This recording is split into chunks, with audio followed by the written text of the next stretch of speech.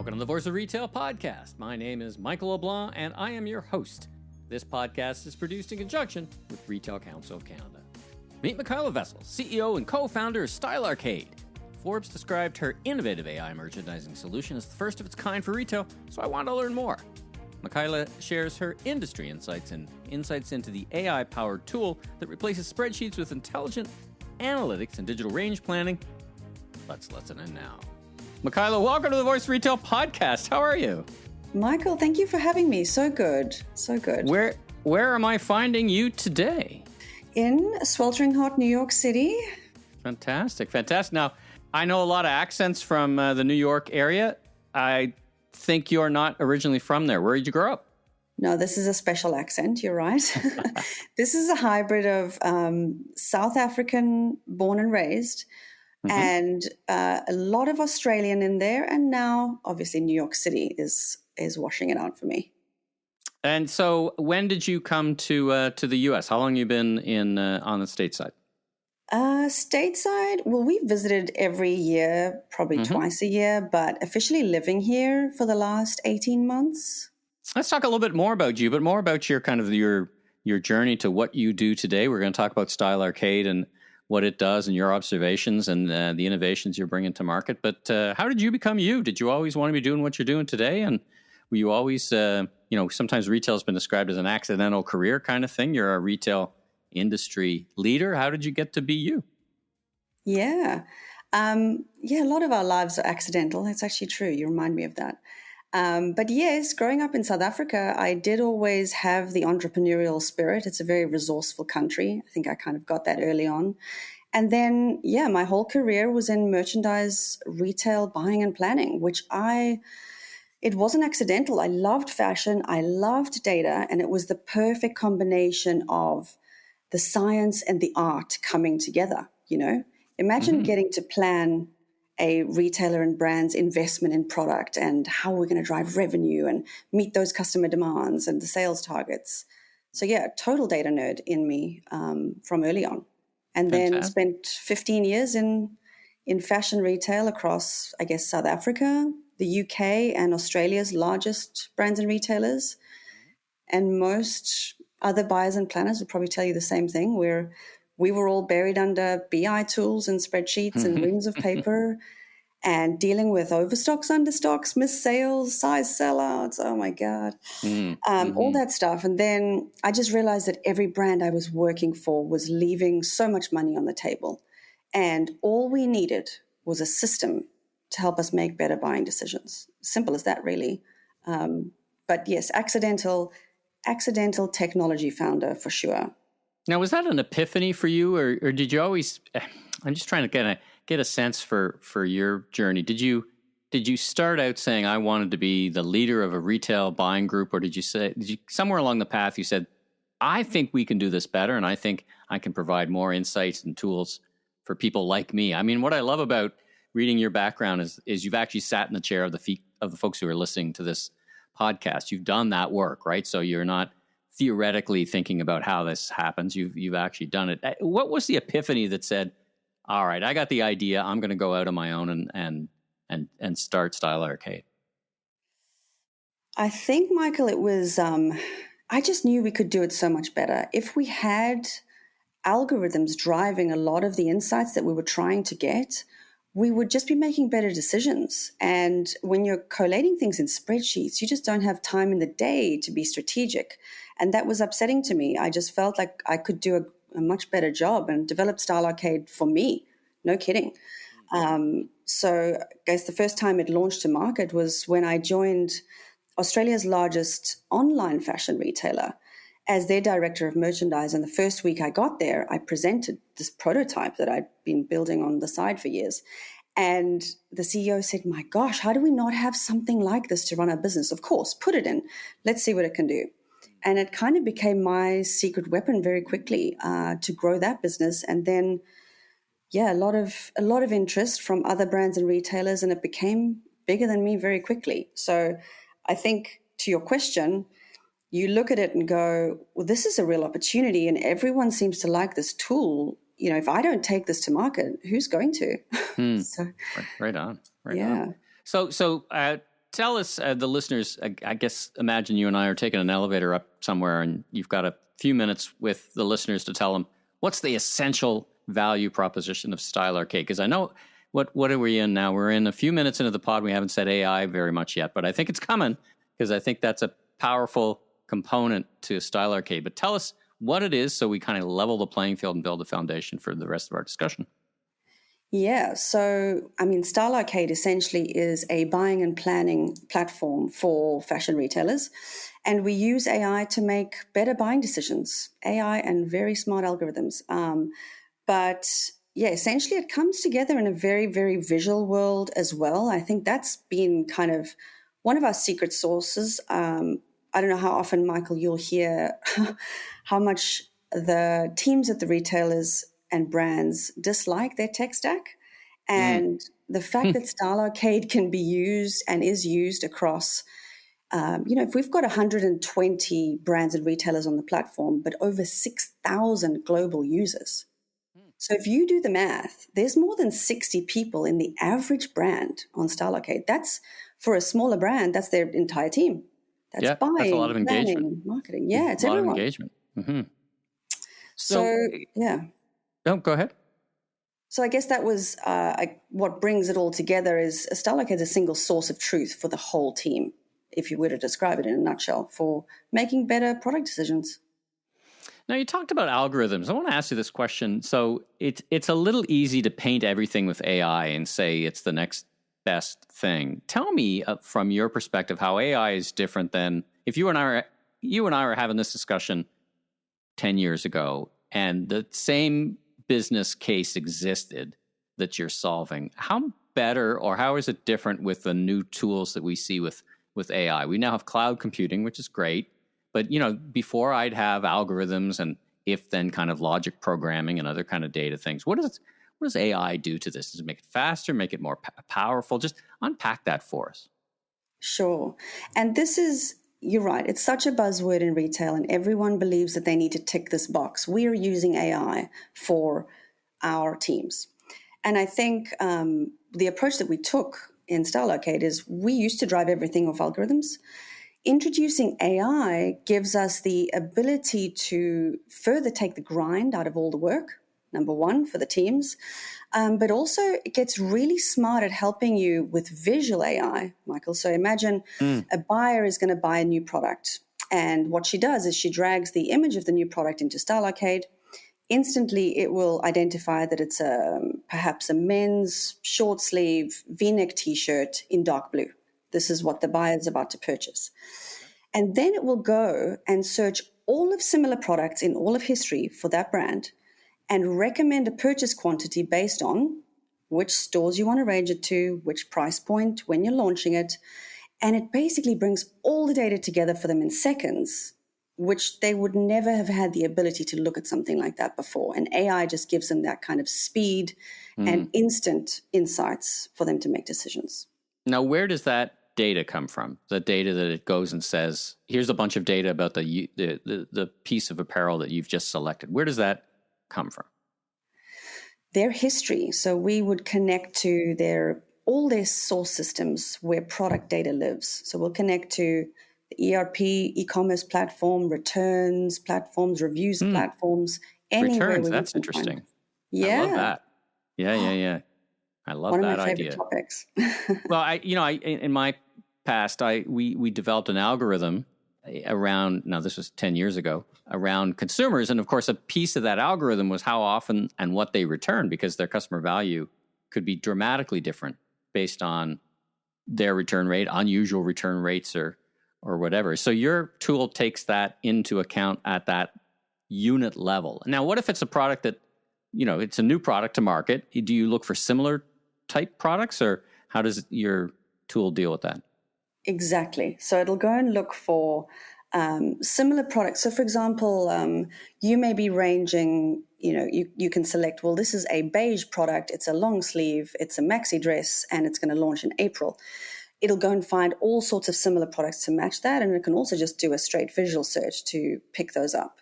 And then you can refine that search to be able to make those recommendations. Yeah. How do you take into account I don't know how to phrase this, but execution in stores. I mean, sometimes I've had this problem before where, a system would tell us that there was a store that needed 3 cans of tuna because that's all they sold. But then we wound up sending them 3 cans of tuna every week. And I talked to the store manager, goes, I could sell 100, but you just keep selling me 3. So of course I sell out of 3. Yes. How do you deal with that? How do you take that into consideration? Gosh. So, Michael, this is exactly the point. There is so much revenue left on the table from just the inaccurate decisions. We don't have enough information. So in Style Arcade in particular, we have a metric called the true rate of sale, which looks over all products, all sizes, all stores, and says when it's in stock, how many units a week can we sell? And clearly, that store could sell 3 cans of tuna per week. So let's stock them up with at least 8 to 6 weeks worth of inventory so that we can see how they can really perform when they're in stock. So it kind of takes out that data skewing out of stock issue that exists for all retailers across their store networks. Oh, that's super interesting. Now let's talk about a client. So Beginning Boutique, I think, is an Australian-based retailer that is using Style Arcade. It was something you referred to in your material. Talk about how that relationship came to pass and what they're doing with your product. Beginning Boutique, amazing brand. And we work with a lot of brands like Beginning Boutique, actually. With I guess most brands that we work with, one of my favorite things to do when we implement with a brand or when we go live with a brand is to have a look at something called a supply and demand calculator in Style Arcade. And you can select a time frame, and then you can have a look at, say, for example, the last 6 months.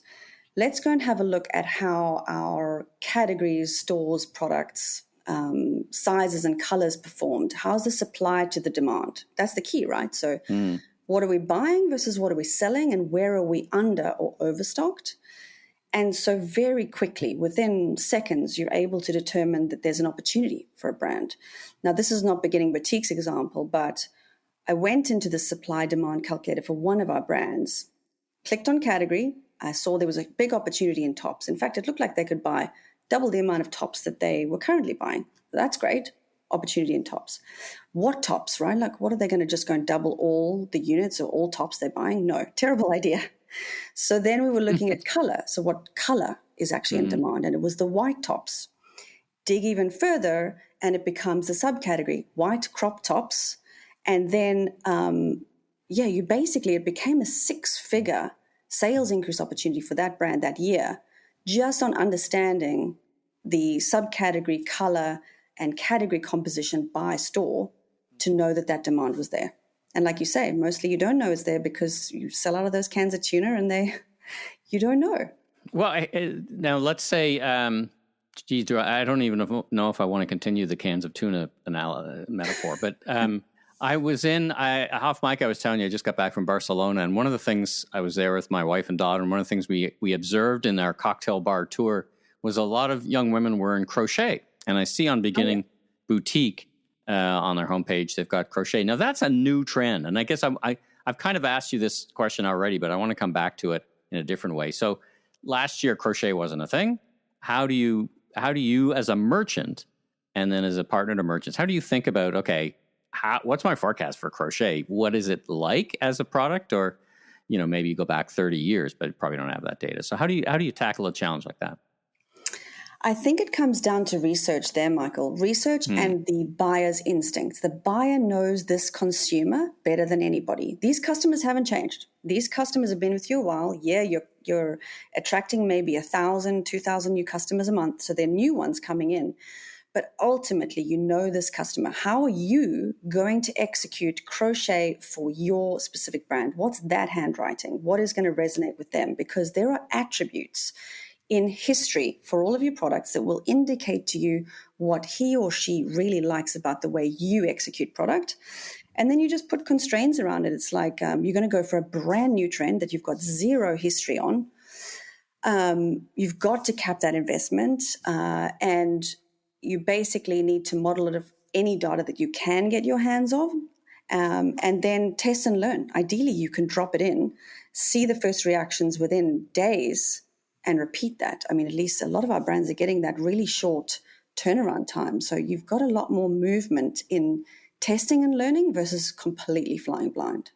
So your product integrates real time or whatever source of data is as well, like an ongoing, not just predicted on the past, but just kind of in a real time what happened. So the merchants can adjust on the fly. Is that a fair statement? Yeah. So the beauty, Michael, is that StyleArcade has all the history data. It also has all of your future data. So all of those crocheted tops that they were thinking about purchasing, that information lives in StyleArcade too. So instantly, as you see a product hit the online store or the floor stores, the floor stock, and you see how the performance is going, you say, right, now I understand this. Should I double down on the products that are coming in the next few months, or should I pull back? So you're constantly reacting based on current trade to future products, like in real time. Right.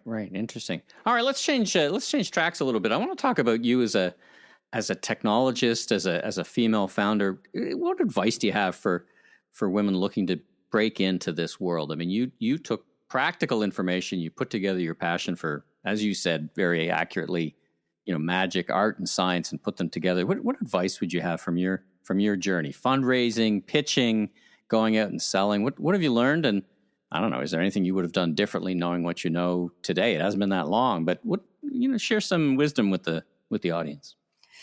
What have I got for you? Okay, as a female tech founder, I mean, I came from a fashion industry, very female dominated, really. So it was quite a shock to the system to come into the tech world where it's very male dominated. So the most valuable asset I had under my sleeve or up my sleeve was a brilliant technical co-founder and technology advisor. I would always say, if you don't come from tech, how are you going to build tech product? Well, you need to assemble a good team.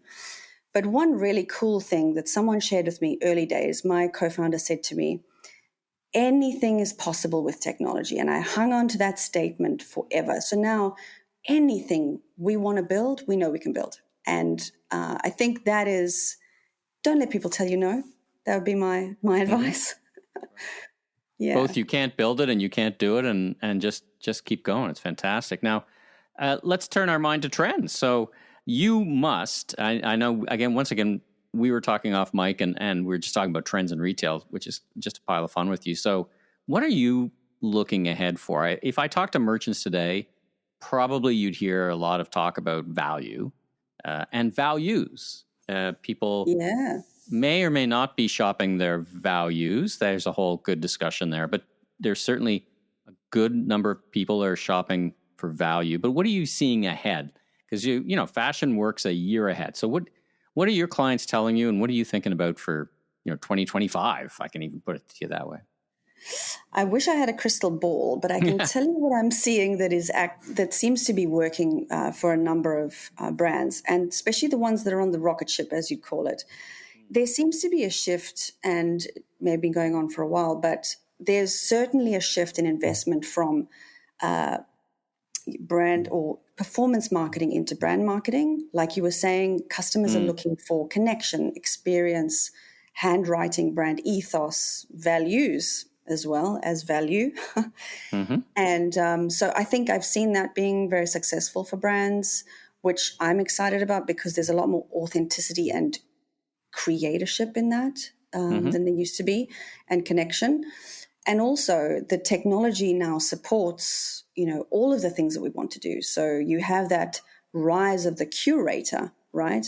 And kind of influencers were the first start of this, but it's going to be bigger than that. And then where do brands incorporate, ambassadors, curators, creators to becoming sales channels for them? I think we're doing a lot more of a sharing economy and a business to support business ethos. That's where I'm seeing the biggest benefits, and sort of where StyleArcade fits into that is connecting those businesses to be able to support one another, do business together. You've seen the brand collabs, these wonderful creative endeavors that are coming to life. It was a nice shift, really nice shift. I talked to a retailer last week, and they were talking about how they were trying to reach out into social media for trend and pulling in from trend kind of data from all the miasma that exists of comments around trend. Do you see one day pulling that into Style Arcade versus, which kind of can be fuzzy data, so to speak, but it's how many mentions of crochet have happened in the past, 6 months kind of thing or whatever. And any thoughts on that? Oh, this is crazy that you mentioned that today, because just this morning, one of the teams said, I really feel as if we need the TikTok analytics right in Style Arcade for each of the brands so that they can measure and quantify their buy quantities based on the demand. And you're so right. It all needs to come together into a single source where you can make all your decisions from. Yeah, that single source idea is pretty powerful, both internally and externally. And then one last question about the broader context. How do you take this kind of feedback and put it into, how do you take this feedback and put it into your products? Do you have a customer advisory panel? I mean, you've got day-to-day connection with customers and prospects and social media, but I'm just kind of trying to get at your thought process, your tradecraft, so to speak, about how you do product development and pull all this in, and out the other side comes features, benefits, comes and just the magic. a better tool, I guess, right? Well, these 6,000 global users that I was talking about, I feel as if they've built Style Arcade, really. They're very vocal, and there's a composition of all the departments. So you've got buying, merchandising, marketing, e-commerce, all of them feeding in what they need for their roles. So we have a lot of juggling to do, but we meet with them on a daily basis, some of the bigger brands. They're for sure our source of information and inspiration. And then our job is to take all of those requests and make them more intelligent, more seamless, more visual, more simple, and really surprise and delight them with their idea and actually how it became even greater and delivering greater value in the system for all brands, which is cool. Yeah, that's, I guess, your role, because, the old, I think it's a myth that was ever said, but, if you would have asked Henry Ford what people wanted, they would have said faster horses kind of problem, right? Yes, exactly. Consumers don't always know what they're looking for, but it sounds like you're trying to get at that higher level of need. So how do people find out are you a LinkedIn person? How do they get in touch with you and learn more about you and your thoughts on the industry and get in touch? Yeah, definitely a LinkedIn person. Michaela Wessels on LinkedIn. You'll find us at stylearcade.com. And I just love people reaching out. It's my favorite thing. Fantastic. Well, Michaela, thanks so much for joining me on the Voice of Retail podcast. It was great to speak with you and learn about your journey in the tech and take a spin into technology, helping the retailers do what they do best, which is put their science together with that art. So thanks again for joining me, and I wish you continued success. Congrats on your success so far, and wishing you more. Thank you, Michael. I really appreciate it. Thank you for the thoughtful conversation. I loved it. Thanks for tuning into this episode of The Voice of Retail. If you haven't already, follow on your favorite podcast platform so new episodes will land automatically each week. And be sure and check out my other retail industry media properties, the Remarkable Retail Podcast with Steve Dennis and the Global E-Commerce Leaders Podcast. I'm your host, Michael LeBlanc, Senior Retail Advisor, Keynote Speaker. If you want more content or to chat, follow me on LinkedIn. Safe travels, everyone.